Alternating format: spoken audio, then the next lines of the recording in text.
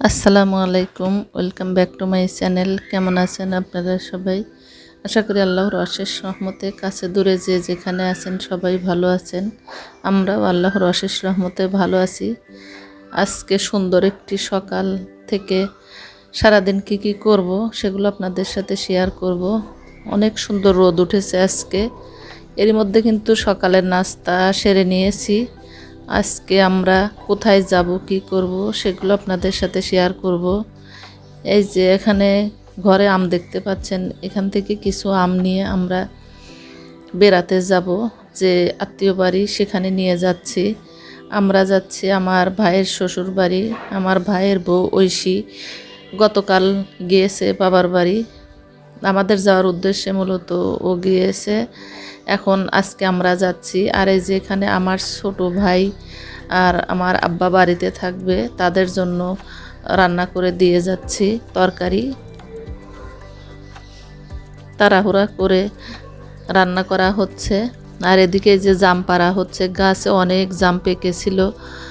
ভাবলাম জামগুলো পেরে রেখে যাই, আস্তে আস্তে 2-1 দিন দেরি হবে আসতে। আর জামগুলো পাখি আর বাদুড় খেয়ে শেষ করবে। আর এত পেকেছিল যে এগুলো আস্তে আস্তে সব ঝরে পড়ে যাবে। পেরে যদি ঘরে রেখে যাওয়া যায় ফ্রিজে নরমালে, তাহলে এসে খাওয়া যাবে। আর আমাদের বাড়ির পাশের একটা ছেলেকে ডেকে এনেছিল আমার ভাই, ওকে দিয়ে জামগুলো পাড়া হচ্ছে। অনেকগুলো জাম পেরেছিল। এই যে এখানে প্রায় 5 কেজির মতো জাম, দেখতে যদিও অল্প দেখা যাচ্ছে, আসলে অল্প না, অনেকগুলো জাম ছিল। কত বছর পর যে এইভাবে গাছ থেকে পাড়া জাম খাচ্ছি। বাড়িতে জামের সিজনে আসাও হয় না, খাওয়াও হয় না। আমরা অনেকগুলো খেয়ে নিলাম, আর কিছু নিয়ে যাব আর রেখে যাব কিছু, যাতে আমরা বেরিয়ে আসার পরে খেতে পারি। ভাইয়ের শ্বশুর বাড়ি থেকে যখন আসব তখন খাবো।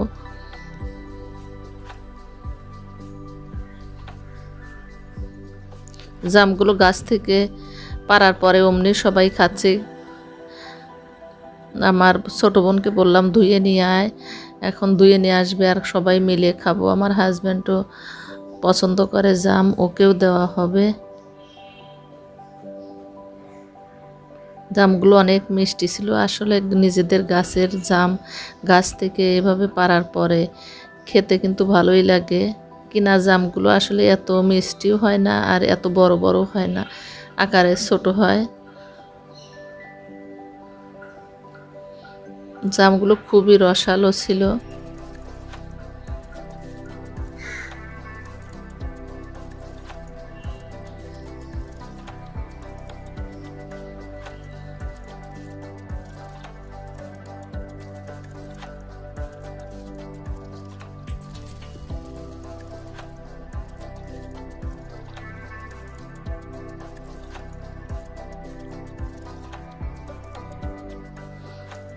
এই যে আমার বোন ধুয়ে নিয়ে এসেছে। এখন আমার 2 ছেলে, আমি, আমার ভাই, হাজব্যান্ড খাচ্ছি। এই যে গাছ থেকে আম পড়ার সাথে সাথে আমি আমটা নিয়ে আসলাম, সামনেই পড়েছিল। আজকে অনেক রোদ উঠেছে, গরমও আছে। এই গরমে আমজাম এগুলো খুব বেশি পাকে। এদিকে আমরা অলরেডি রেডি হয়ে বের হয়েছি। আমার আম্মা যাচ্ছে আমাদের সাথে, 2 বোন, আমার হাজব্যান্ড আর 2 ছেলে, আমরা সবাই যাচ্ছি ঐশীদের বাড়ি। আমার ভাইয়ের বউ ঐশী, ওদের বাড়ি যাচ্ছি। আগে থেকেই ঐশীর আম্মা খালাম্মা আমাদের দাওয়াত করেছিল, আর সেখানেই যাওয়া হচ্ছে।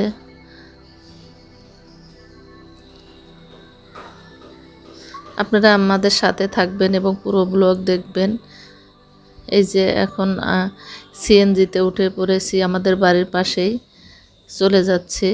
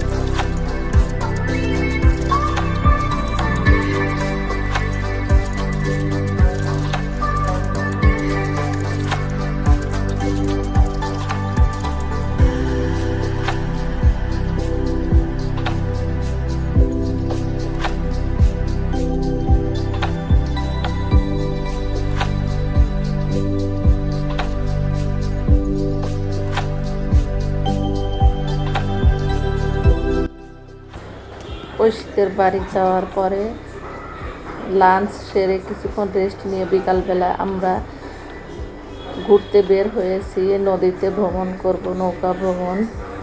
ওদের বাড়ির পাশে বিশাল সাইজের একটা নদী আছে, সেই নদীতে নৌকা চলে। আর ওখানে একটা পোর্ট আছে, সেই পোর্টে ঘোরাঘুরি করব। ঈদের সময় অনেক ভিড় থাকে, এখানে মানুষ আসে বিভিন্ন জায়গা থেকে ঘোরার জন্য। আমরাও সেখানে যাচ্ছি। ওদের বাড়ির একদমই পাশে, বেশি দূরে না, 5 মিনিটের রাস্তা। আর সেখানে যাব নৌকা ভাড়া নিয়ে ঘোরাঘুরি করব। এর আগে অবশ্য ঐশী অনেকবার বলেছিল এই নৌকা ভ্রমণের কথা। আমরা এবার সেখানে যাচ্ছি, ঘোরাঘুরি করব।